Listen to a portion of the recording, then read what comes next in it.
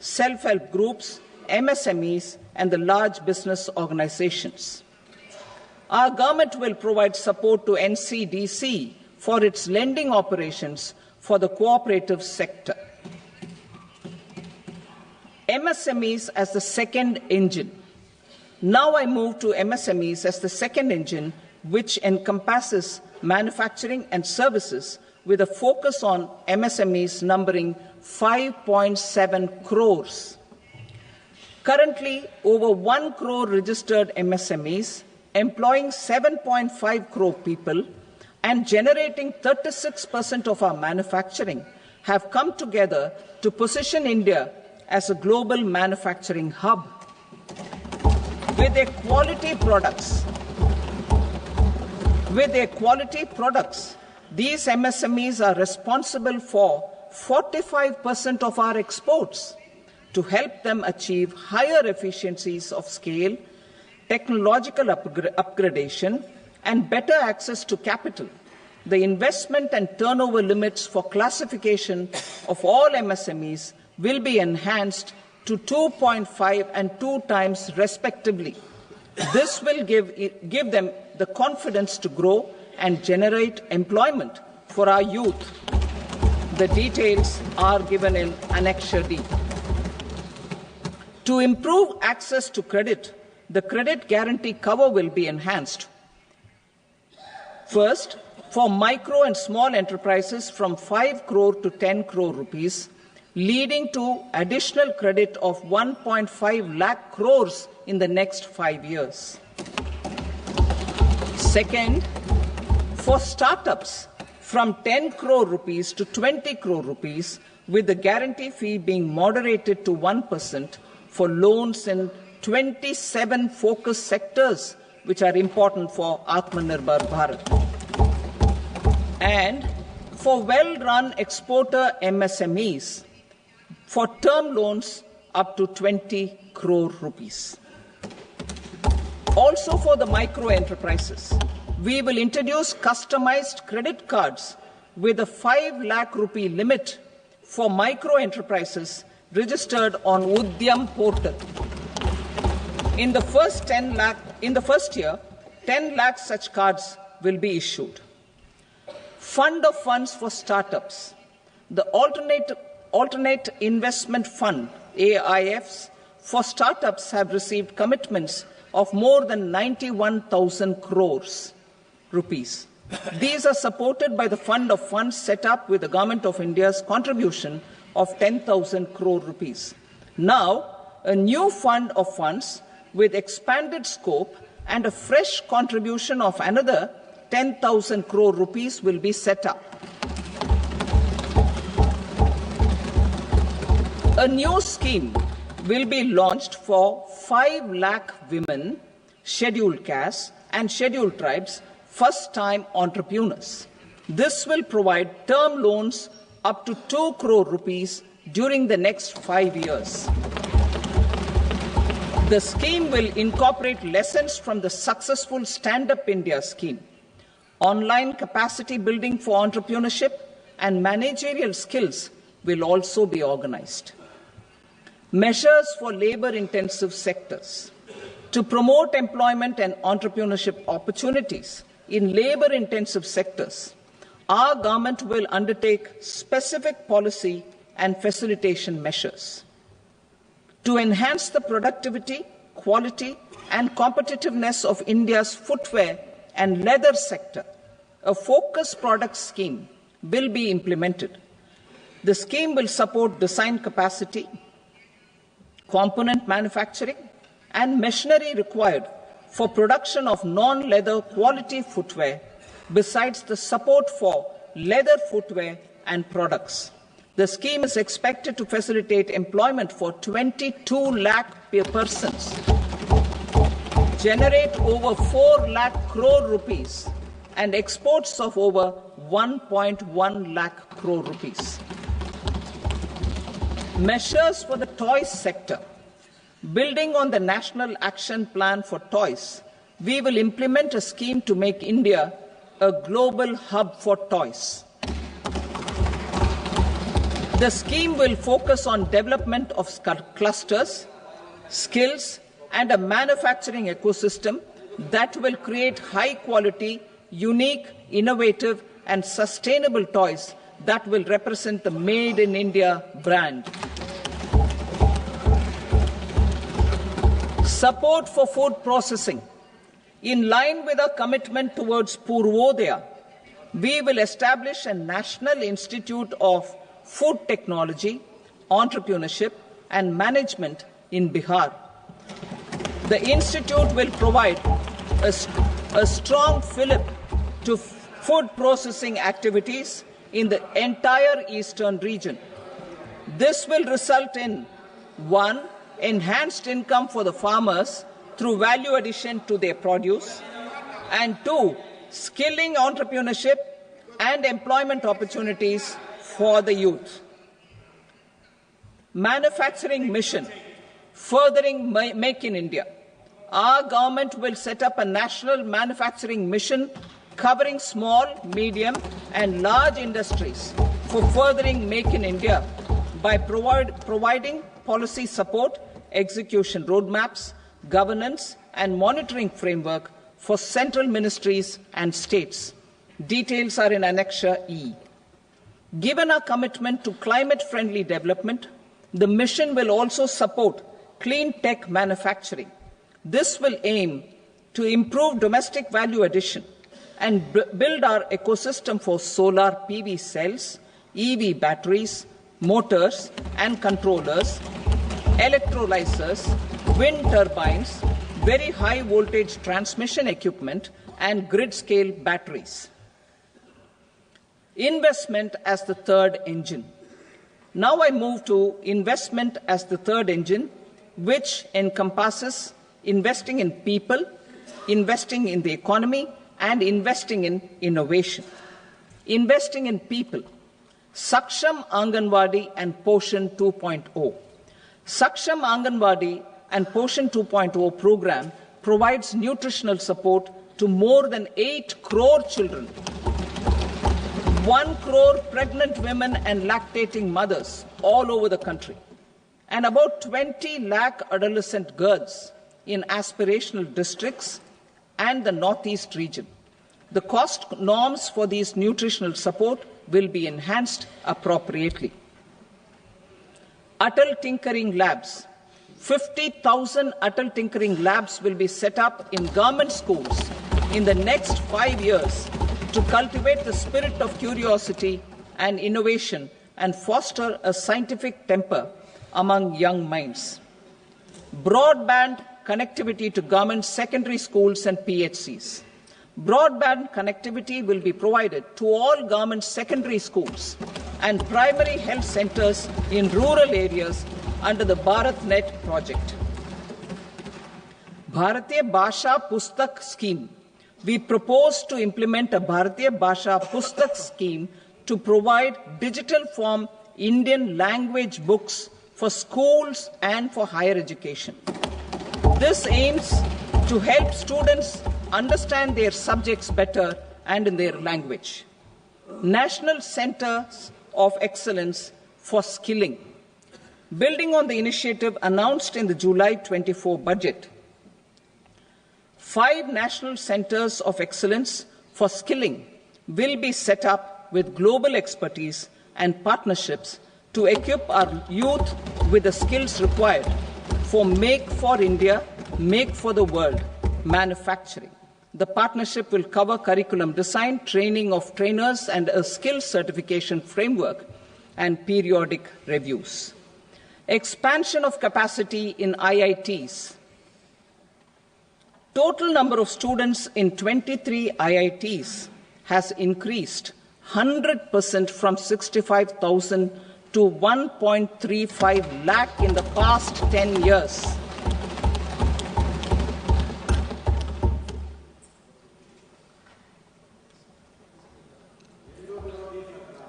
Additional infrastructure will be created in the 5 IITs started after 2014 to facilitate education for 6,500 more students. Hostel and other infrastructure capacity at IIT Patna will also be expanded.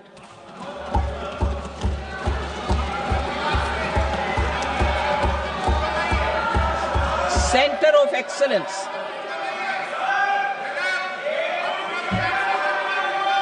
Center of Excellence in AI for Education. I had announced 3 centers of excellence in artificial intelligence for agriculture, health, and sustainable cities in 2023. Now a center of excellence in artificial intelligence for education will be set up with a total outlay of 500 crores. Expansion of medical education.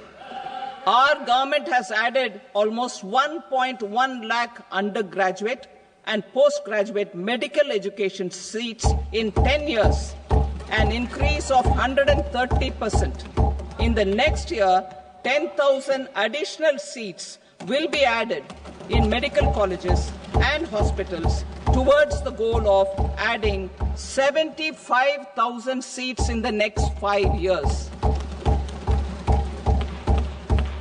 Daycare cancer centers in all district hospitals. Our government will facilitate setting up of daycare cancer centers in all district hospitals in the next 3 years. 200 centers will be established in 25-26 itself. Strengthening urban livelihoods. Our government has been giving priority to assisting urban poor and vulnerable groups. A scheme for socio-economic upliftment of urban workers will be implemented to help them improve their incomes, have sustainable livelihoods, and a better quality of life. PM Swanidhi scheme has benefited more than 68 lakh street vendors, giving them respite from high-interest informal sector loans. Building on this success, the scheme will be revamped with enhanced loans from banks, UPI-linked credit cards with 30,000 rupees limit, and capacity building support. Social Security Scheme for welfare of online platform workers. Gig workers of online platforms provide great dynamism to the new age services economy. Recognizing their contribution, our government will arrange for their identity cards and registration on the e-Shram portal. They will be provided health care under PM 𝗔𝗯cie 𝗂𝘵. This measure is likely to assist nearly 1 crore gig workers.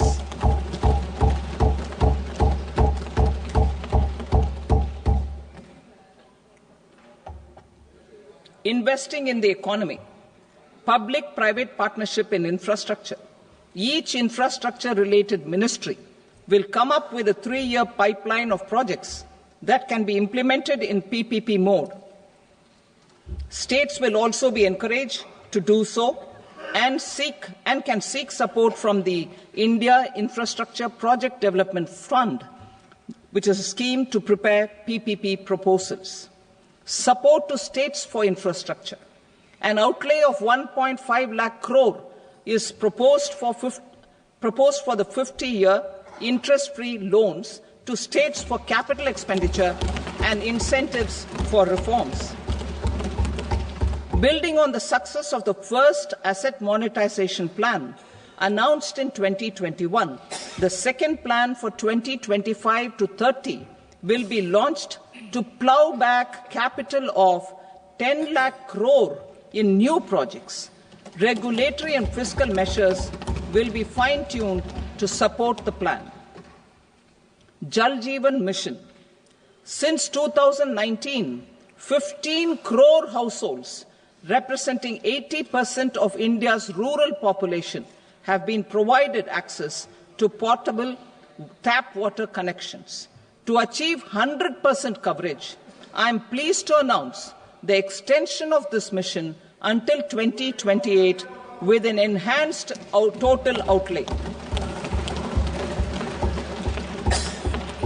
The mission's focus will be on the quality of infrastructure and O&M of rural piped water supply schemes through 𝗔𝗪𝗁, a separate MOU or separate MOUs will be signed with the states and union territories to ensure sustainability and citizen-centric water services delivery. Urban sector reforms. Building on the July budget proposals, urban sector reforms related to governance, municipal services, urban land and planning will be incentivized. Urban Challenge Fund. The government will set up an urban challenge fund of 1 lakh crore rupees to implement the proposals for cities as growth hubs, creative redevelopment of cities, and for water and sanitation purposes announced in the July budget. This fund will finance up to 25% of the cost of bankable projects, with a stipulation that at least 50% of the cost is funded from bonds, bank loans, and PPPs. An allocation of 10,000 crore is proposed in 2025-26. Power sector reforms. We will incentivize electricity distribution reforms and augmentation of intra-state transmission capacity by states. This will improve financial health and capacity of electricity companies. Additional borrowing of 0.5% of GSDP will be allowed to states contingent on these reforms. Nuclear energy mission for Viksit Bharat. Development of at least 100 gigawatt of nuclear energy by 2047 is essential for our energy transition efforts. For an active partnership with the private sector towards this goal, amendments to the Atomic Energy Act and the Civil Liability for Nuclear Damage Act will be taken up. A nuclear energy mission for research and development of small modular reactors with an outlay of 20,000 crore will be set up. At least 5 indigenously developed small modular reactors will be operationalized by 2033. Shipbuilding. The shipbuilding financial assistance policy will be revamped to address cost disadvantages. This will also include credit notes for shipbreaking in Indian yards to promote the circular economy. Large ships above a specified size will be included in the infrastructure harmonized master list. Shipbuilding clusters will be facilitated to increase the range, categories, and capacity of ships. This will include additional infrastructure, facilities, skilling, and technology to develop the entire ecosystem. Maritime Development Fund. For long-term financing for the maritime industry, a Maritime Development Fund with a corpus of 25,000 crore rupees will be set up. This will be for distributed support and promoting competition. This will have up to 49% contribution by the government, and the balance will be mobilized from ports and from private sector. UDAN regional connectivity schemes. UDAN has enabled 1.5 crore middle-class people to meet their aspirations for speedier travel. The scheme has connected 88 airports, and operationalized 619 routes. Inspired by that success, a modified UDAN scheme will be launched to enhance regional connectivity to 120 new destinations and carry 4 crore passengers in the next 10 years. 4 crore additional passengers in the next 10 years. The scheme will also support helipads and smaller airports in hilly, aspirational, and northeast regional districts. Greenfield airports will be facilitated in Bihar to meet the future needs of the state. These will be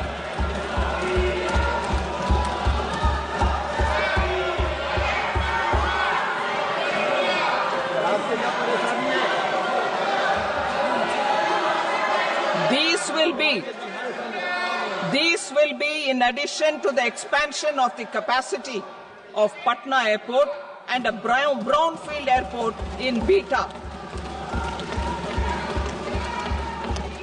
Western Kosi Canal project in 𝗪𝗏𝗁. Financial support will be provided for the Western Kosi Canal ERM project, benefiting a large number of farmers cultivating over 50,000 hectares of land in the 𝗪𝗏𝗁 region of Bihar. Mining sector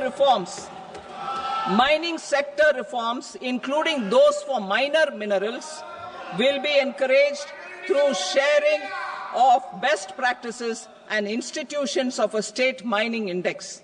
A policy for recovery of critical minerals from tailings will be brought out. Under the special window for affordable and mid-income housing, 𝗪𝗵𝘁, 50,000 dwelling units in stressed housing projects have been completed and keys handed over to home buyers. Another 40,000 units will be completed in 2025, further helping middle-class families who were paying EMIs on loans taken for apartments while also paying rent for their current dwellings. Building on this success, 𝗪𝗵𝘁 Fund 2 will be established as a blended finance facility with contribution from the government, banks and private investors. This fund of 15,000 crore rupees will aim for expeditious completion of another 1 lakh units. PM Gati Shakti data for private sector. For furthering PPPs and assisting the private sector in project planning, access to relevant data and maps from the PM Gati Shakti portal will be provided. Tourism for employment-led growth. Top 50 tourist destination sites in the country will be developed in partnership with states through a challenge mode. Land for building key infrastructure will have to be provided by the states. Hotels in these destinations will be included in the infrastructure harmonized list. The following measures will be taken for facilitating employment-led growth: organizing intensive skill development programs for our youth, including in institutes of hospitality management, providing mudra loans for homestays, improving ease of travel and connectivity to tourist destinations, providing performance-linked incentives to states for effective destination management, including tourist amenities, cleanliness, and marketing efforts, and introducing streamlined e-visa facilities along with visa fee waivers for certain tourist groups. Continuing with the emphasis on places of spiritual and religious significance, in the July budget, there will be a special focus on destinations related to the life and times of Lord Buddha. Medical tourism and heal in India. Medical tourism and heal in India will be promoted in partnership with the private sector, along with capacity building and easier visa norms. Investing in innovation. To implement private sector-driven research, development and innovation initiatives announced in the July budget, I am now allocating 20,000 crore rupees for this purpose. A deep tech fund of funds will also be explored to catalyze the next generation startups as a part of this initiative. In the next 5 years, under the PM Research Fellowship Scheme, we will provide 10,000 fellowships for technological research in IITs and IISc with enhanced financial support. The second gene bank with 10 lakh 𝗔𝗯𝗪 lines will be set up for future food and nutritional security. This will provide conservation support to both public and private sectors for genetic resources. We will start a national geospatial mission to develop foundational geospatial infrastructure and data. Using PM Gati Shakti, this mission will facilitate modernization of land records, urban planning, and design of infrastructure projects. A 𝗪𝗵𝘰 mission for survey, documentation, and conservation of our manuscript heritage with academic institutions, museums, libraries, and private collectors will be undertaken to cover more than 1 crore manuscripts. We will set up a national digital repository of Indian knowledge systems for knowledge sharing. Now I move to exports as the fourth engine. We will set up an export promotion mission with sectoral and ministerial targets driven jointly by the Ministries of Commerce, MSME, and Finance. It will facilitate easy access to export credit, cross-border factoring support, support to MSMEs to tackle non-tariff measures in overseas markets. A digital public infrastructure, Bharat Trade Net, for international trade will be set up as a unified platform for trade documentation and financing solutions. This will complement the Unified Logistics Interface platform. The BTN will be aligned with international practices. Support will be provided to develop domestic manufacturing capacities for our economy's integration with global supply chains.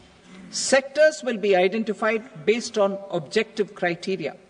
Facilitation groups with participation of senior officers and industry representatives will be formed for select products and supply chains. Through this, there are huge opportunities related to Industry 4.0, which needs high skills and talent. Our youth have both. Our government will support the domestic electronic equipment industry to leverage this opportunity for the benefit of our youth. A national framework will be formulated as guidance to states for promoting global capability centers in emerging Tier 2 cities. This will suggest measures for enhancing availability of talent and infrastructure, building bylaw reforms, and mechanisms for collaboration with industry. Our government will facilitate upgradation of infrastructure and warehousing for air cargo, including high-value perishable horticultural produce. Cargo screening and customs protocol will be streamlined and made user-friendly. Reforms as the fuel. Over the past 10 years, our government has implemented several reforms for convenience of taxpayers, such as faceless assessment, 2, taxpayer charter, 3, faster returns, 4, almost 99% returns being on self-assessment, and 5, 𝗪𝗵𝘁 scheme.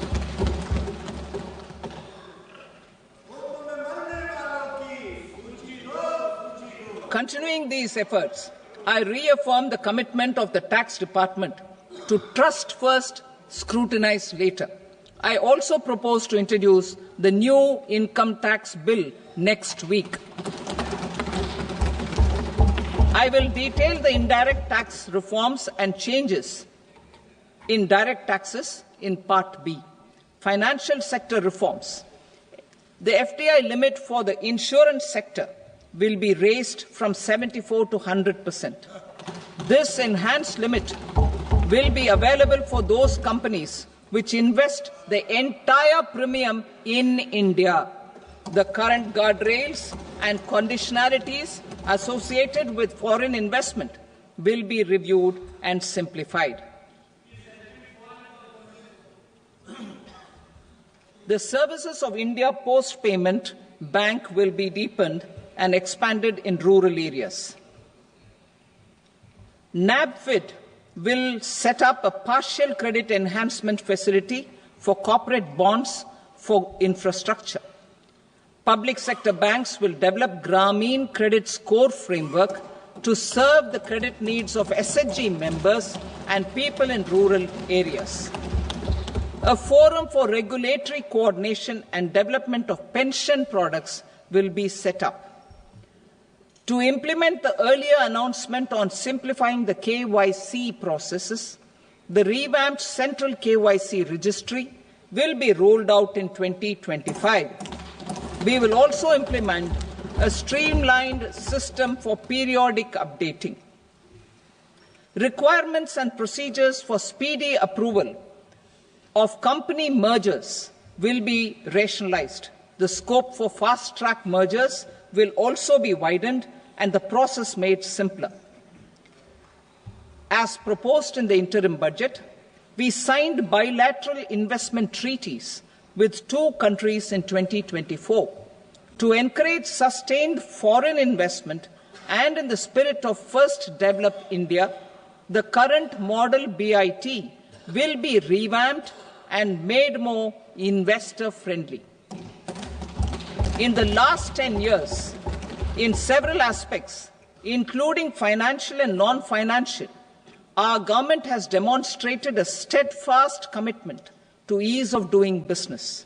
We are determined to ensure that our regulations must keep up with technological innovations and global policy developments.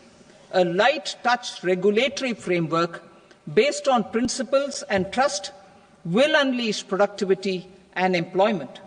Through this framework, we will update regulations that were made under old laws. To develop this modern, flexible, people-friendly and trust-based regulatory framework appropriate for the 21st century, I propose 4 specific measures. A high-level committee for regulatory reforms will be set up for a review of all non-financial sector regulations, certifications, licenses, and permissions. The committee will be expected to make recommendations within a year. The objective is to strengthen trust-based economic governance and take transformational measures to enhance ease of doing business, especially in matters of inspection and compliances. States will be encouraged to join in this endeavour. An investment friendliness index of states will be launched in 2025 to further the spirit of competitive, cooperative federalism.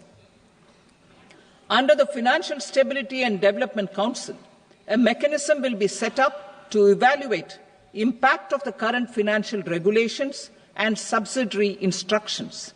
It will also formulate a framework to enhance their responsiveness and development of the financial sector. In the 𝗔𝗪̱ Act 2023, more than 180 legal provisions were decriminalized. Our government will now bring up the 𝗔𝗪̱ Bill 2.0 to decriminalize more than 100 provisions in various laws. I now move to fiscal policy. In the July budget, I had committed to staying the course for fiscal consolidation. Our endeavour will be to keep the fiscal deficit each year such that central government debt remains on a declining path as a percentage of the GDP. The roadmap for the next 6 years has been detailed in the FRBM statement. Revised estimates for 2024-25. The revised estimate of the total receipts other than borrowings is 31.47 lakh crore rupees, of which the net tax receipts are 25.57 lakh crore rupees. The revised estimate of the total expenditure is 47.16 lakh crore rupees, of which the capital expenditure is about 10.18 lakh crore rupees. The revised estimate of the fiscal deficit is 4.8% of the GDP. Budget estimates for 25-26. Coming to 25-26, the total receipts other than borrowings and total expenditure are estimated at 34.96 lakh crore rupees and 50.65 lakh crore rupees respectively. The net tax receipts are estimated at 28.37 lakh crore rupees. The fiscal deficit is estimated to be 4.4% of GDP. To finance the fiscal deficit, the net market borrowings from dated securities are estimated at 11.54 lakh crore. The balance financing is expected to come from small savings and other sources. The gross market borrowings are estimated at 14.82 lakh crore rupees. I will now move to Part B. Indirect taxes. My proposals relating to customs aim to rationalize tariff structure and address duty inversion. These will also support domestic manufacturing and value addition, promote exports, facilitate trade, and provide relief to common people. Rationalization of customs tariff structure for industrial goods. As a part of comprehensive review of customs rate structure announced in July 2024 budget, I propose to 1. Remove 7 tariff rates. This is over and above the 7 tariff rates removed in 23-24 budget. After this, there will be only 8 remaining tariff rates, including 0 rate. 2. Apply appropriate cess to broadly maintain effective duty incidence, except on a few items where such incidence will reduce marginally. 3. Levy not more than 1 cess or surcharge. Therefore, I propose to exempt social welfare surcharge on 82 tariff lines that are subject to a cess. I shall now take up sector-specific proposals. To provide relief to patients, particularly those suffering from cancer, rare diseases, and other severe chronic diseases, I propose to add 36 life-saving drugs and medicines to the list of medicines fully exempted from basic custom duty.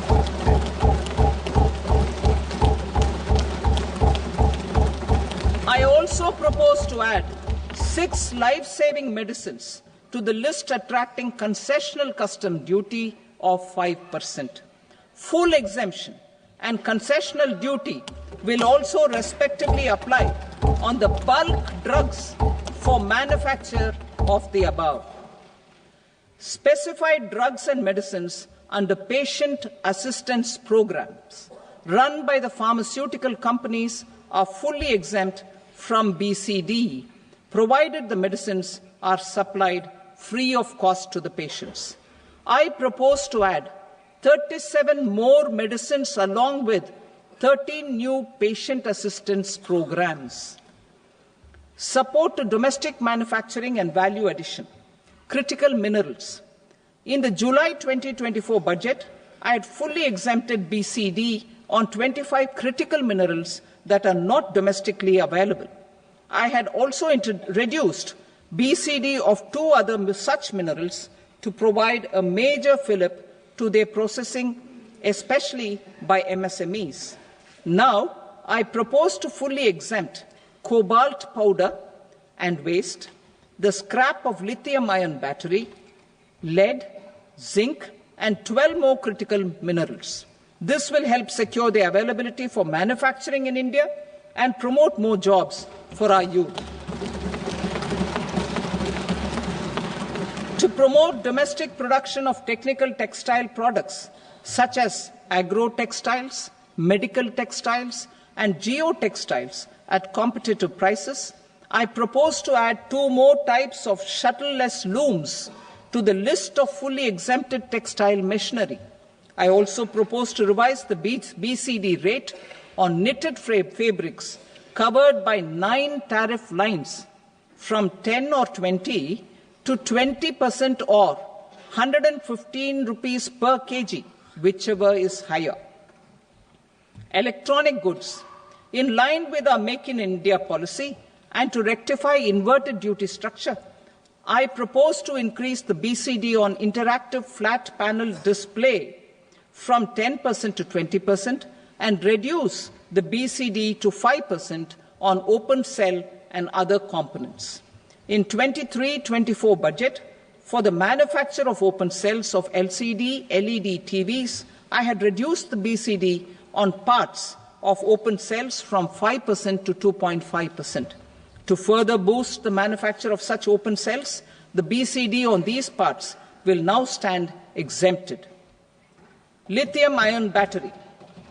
To the list of exempted capital goods, I propose to add 35 additional capital goods for EV battery manufacturing and 28 additional capital goods for mobile phone battery manufacturing. This will boost domestic manufacture of lithium-ion batteries, both for mobile phones and for electric vehicles. Shipping sector.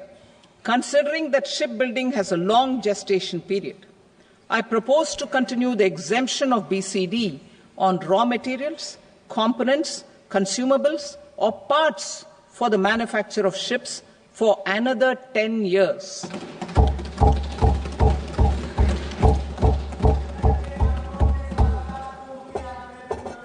I also propose the same dispensation for shipbreaking to make it more competitive.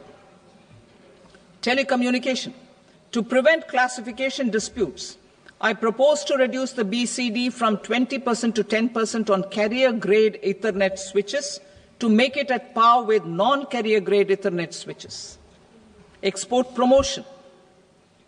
To facilitate exports of handicrafts, I propose to extend the time period for export from 6 months to 1 year, further extendable by another 3 months if required. I also propose to add 9 items to the list of duty-free inputs. Leather sector. I propose to fully exempt BCD on wet blue leather to facilitate imports for domestic value addition and employment. I also propose to exempt crust leather from 20% export duty to facilitate exports by small tanners. Marine products. To enhance India's competitiveness in the global seafood market, I propose to reduce BCD from 30% to 5% on frozen fish paste, surimi, for manufacture and export of its analog products. I also propose to reduce BCD from 15% to 5% on fish hydrolysates for manufacture of fish and shrimp feed.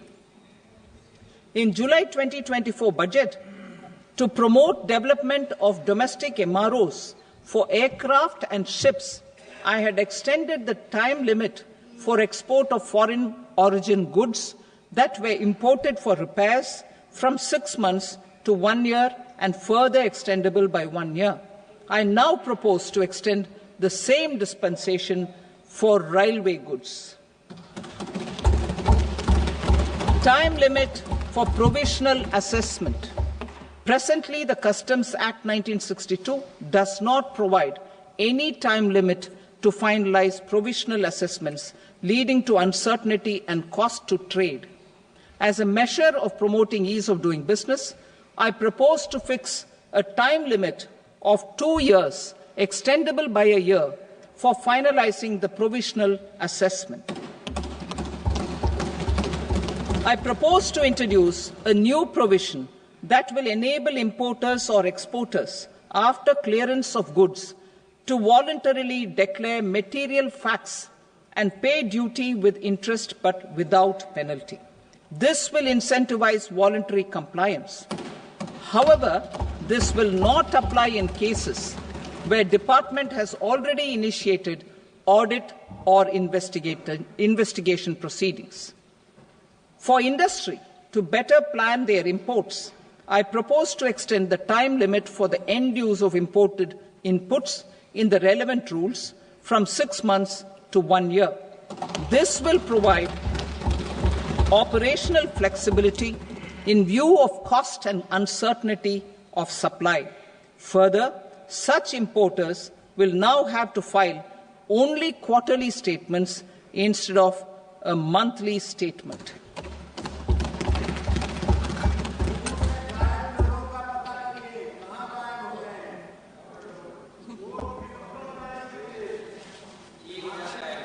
I now come to my direct tax proposals.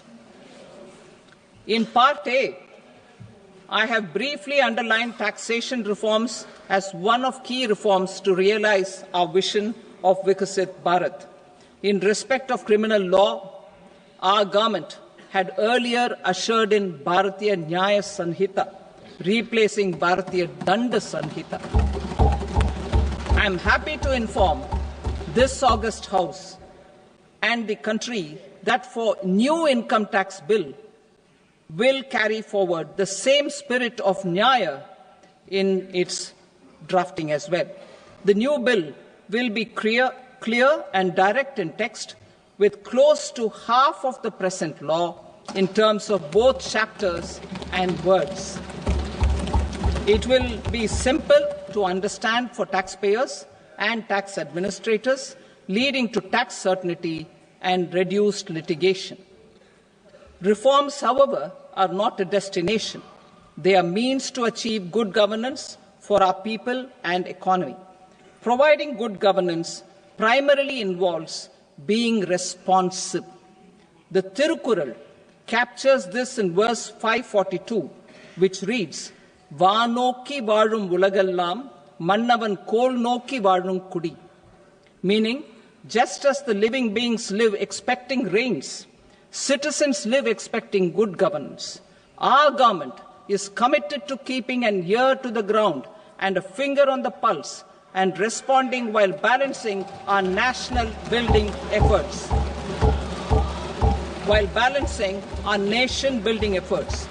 The following measures will detail just how our government will, under the guidance of PM Modi, has taken steps to understand and address. I repeat that sentence, sir. The following measures will detail just how our government, under the guidance of PM Modi, has taken steps to understand and address the needs voiced by our citizens. My tax proposals are guided by this spirit. The objectives of my proposals are as follows. Personal income tax reforms with special focus on middle class. Rationalization of TDS and TCS for easing difficulties. Encouraging voluntary compliance. Reducing compliance burden. Ease of doing business. Employment and investment. I will come to my proposal on personal income tax towards the end. TDS and TCS, rationalization for easing difficulties. I propose to rationalize tax deduction at source, TDS, by reducing the number of rates and thresholds above which TDS is deducted. Further, threshold amounts for tax deduction will be increased for better clarity and uniformity. The limit for tax deduction on interest for senior citizens is being doubled from the present 50,000 rupees to 1 lakh rupees. Similarly, the annual limit of 2.40 lakh rupees for TDS on rent is being increased to 6 lakh rupees. This will reduce the number of transactions liable to TDS, thus benefiting small taxpayers receiving small payments. The threshold to collect tax at source, the TCS, on remittances under RBI's liberalized remittance scheme, the LRS, is proposed to be increased from 7 lakh to 10 lakhs. I also propose to remove TCS on remittances for education purposes, where such remittances is out of a loan taken from a specified financial institution. Both TDS and TCS are being applied on any transaction related to sale of goods. To prevent such compliance difficulties, I propose to omit the TCS. I also propose that the provisions of the higher TDS deduction will now apply only in non-PAN cases. In July 2024, the delay for payment of TDS up to the due date of filing statement was decriminalized. I propose to provide the same relaxation to TCS provisions as well. The government under the leadership of Prime Minister Modi believes in Sabka Saath, Sabka Vikas, Sabka Vishwas and Sabka Prayas. In line with this, we brought in updated return facility in 2022 for voluntary compliance by taxpayers who had omitted to report their correct income. Our trust in taxpayers was proved right. Nearly 90 lakh taxpayers voluntarily updated their incomes by paying additional tax. Taking this trust further, I now propose to extend the time limit to file updated returns for any assessment year from the current limit of 2 years to 4 years. I propose to reduce the compliance burden for small charitable trusts and institutions by increasing their period of registration from 5 years to 10 years. It is also proposed that disproportionate consequences do not arise for minor defaults, such as incomplete applications filed by charitable entities. Presently, taxpayers can claim the annual value of self-occupied properties as nil only on the fulfillment of certain conditions. Considering the difficulties faced by taxpayers, it is proposed to allow the benefit of 2 such self-occupied properties without any condition. To streamline the process of transfer pricing and to provide an alternative to yearly examination, I propose to introduce a scheme for determining arm's length price of international transaction for a block period of 3 years. This will be in line with global best practices. With a view to reduce litigation and provide certainty in international taxation, the scope of safe harbor rules is being expanded. A number of senior and very senior citizens have very old national savings schemes accounts. As interest is no longer payable on such accounts, I propose to exempt withdrawals made from NSS by individuals on or after 29th August 2024. I am also proposing to allow similar treatment to NPS vatsalya accounts as is available to normal NPS accounts subject to overall limits. In my speech in July 2024, I had promised that all processes, including giving effect to appellate orders, shall be digitalized and made paperless over the next 2 years. So I'm happy to announce that digitalization is being made operational now. In July 2024, we brought in the 𝗪𝗪 Vishwas scheme to resolve income tax disputes pending in appeal. The scheme has received a great response, with nearly 33,000 taxpayers having availed of the scheme to settle their disputes. I have a few proposals to promote investment and employment. It is proposed to provide a presumptive taxation regime for non-residents who provide services to a resident company that is establishing or operating an electronics manufacturing facility. I further propose to introduce a safe harbor for tax certainty for non-residents who store components for supply to specified electronics manufacturing units. Presently, the tonnage tax scheme is available only to sea-going ships. The benefits of existing tonnage tax scheme are proposed to be extended to inland vessels registered under the Indian Vessels Act 2021 to promote inland water transport in the country. Extension for incorporation of startups. We continue to support the Indian startup ecosystem.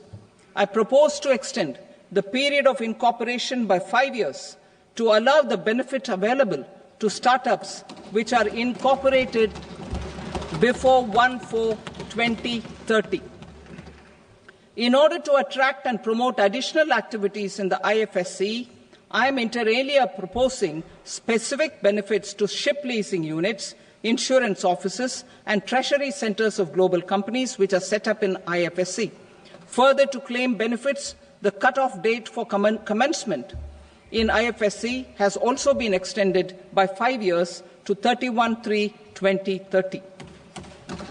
Category 1 and Category 2 AIFs are undertaking investments in infrastructure and other such sectors. I propose to provide certainty of taxation to these entities on the gains from securities, to promote funding from sovereign wealth funds and pension funds to the infrastructure sector. I propose to extend the date of making an investment by 5 more years up to 31st March 2030.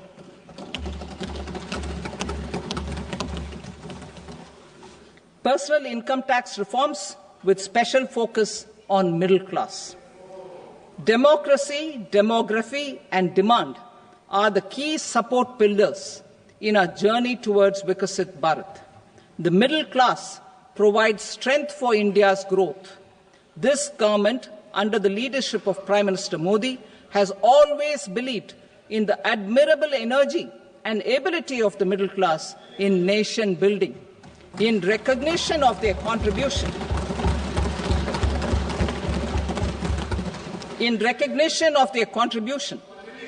we have periodically reduced their tax burden.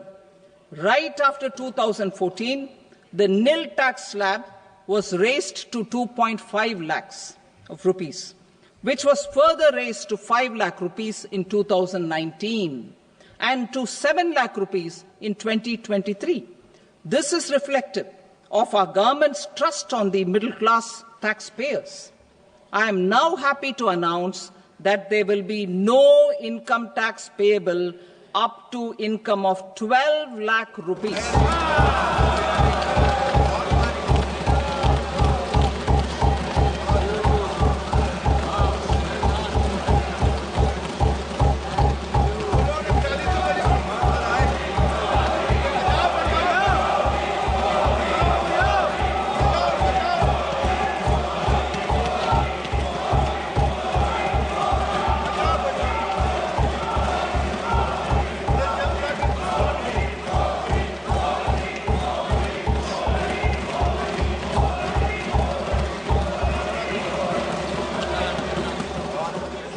So, average income of 1 lakh per month, other than the special rate income such as capital gains, under the new regime. This limit will be 12.75 lakh for salaried taxpayers due to the standard deduction of 75,000. Slabs and rates are being changed across the board to benefit all taxpayers. The new structure will substantially reduce the taxes of the middle class and leave more money in their hands, boosting household consumption, savings, and investment. In the new tax regime, I propose to revise tax rate structures as follows: 0 to 4 lakh rupees nil, 4.8 lakh rupees to 4 to 8 lakh rupees 5%, 8 to 12 lakh rupees 10%, 12 to 16 lakh rupees 15%, 16 to 20 lakh rupees 20%, 20 to 24 lakh rupees 25%, and above 24 lakh rupees 30%. to taxpayers up to 12 lakh of normal income other than special rate income such as capital gains. I read that again. To taxpayers up to 12 lakh of income other than special rate income such as capital gains, tax rebate is being provided in addition to the benefit due to slab rate reduction in such a manner that there is no tax payable by them. The total tax benefit of slab rate changes and rebate at different income levels can be illustrated with a few examples. A taxpayer in the new regime with an income of 12 lakh rupees will get a benefit of 80,000 rupees in tax, which is 100% of tax payable as per the existing rates. A person having income of 18 lakh rupees will get a benefit of 70,000 rupees in tax, that is 30% of tax payable as per existing rates.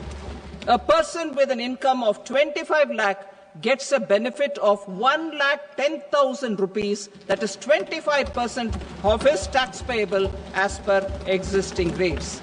Details of my tax proposals are given in the annexure. As a result of these proposals, Honourable Speaker, sir, revenue of about 1 lakh crore in direct taxes and 2,600 crores in indirect taxes will be foregone. Mr. Speaker, sir, with this, I commend the budget to this august House.